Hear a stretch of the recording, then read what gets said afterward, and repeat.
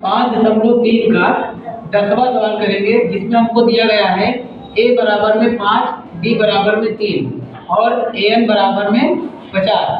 तो हमको इसमें n और sn दोनों पता करना है, ठीक है। जिसके लिए सबसे पहले हम an पता करेंगे। an का सूत्र a plus n minus 1 bracket में d, ठीक है।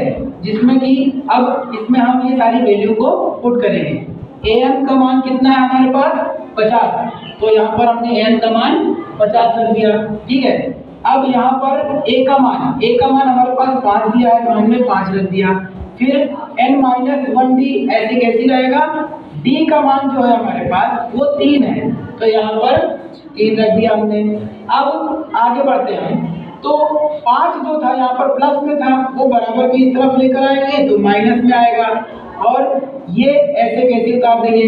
इसमें से हमने इसको घटाया तो 45 आया था, और ये 3 जो यहाँ पूरे में था n-1 के, उसको यहाँ पर भाग में लेकर आएंगे। तो 45 से 3 का जब भाग हो जाएगा तो 15 आएगा। अब n-1 बराबर में 15 बचेगा हमारे पास। तो n जो है -1 इसके साथ था, तो ये उस तरफ जाएगा तो प्लस का बन जाएगा।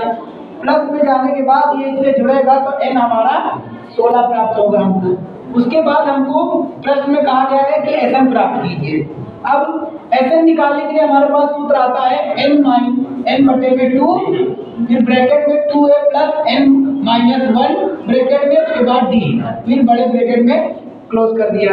अब Sn बराबर में n हमारे पास 16 मिला है, तो सूत्र में सारी वैल्यू हम रखेंगे। 16 यहाँ रखेंगे, 2 से काटेंगे 8 आएगा।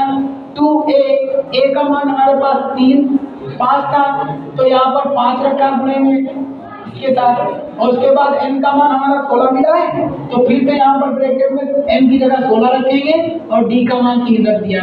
अब आगे बढ़ते हैं, इसको काटा है इससे 2 8 16, तो 8 यहाँ आ गया, 5 दूनी 10 आ गया। उसके बाद इसमें से 16 में से 1 घटा दिया तो 15 आएगा। ये गुणे में है तो इसके साथ रहेगा। अब इसका गुणा इसमें हुआ नीचे, तो 45 बन गया। 10 ये बचा हुआ 5 दूनी 10 होकर इन दोनों को जोड़ दिया तो 55 हो गया।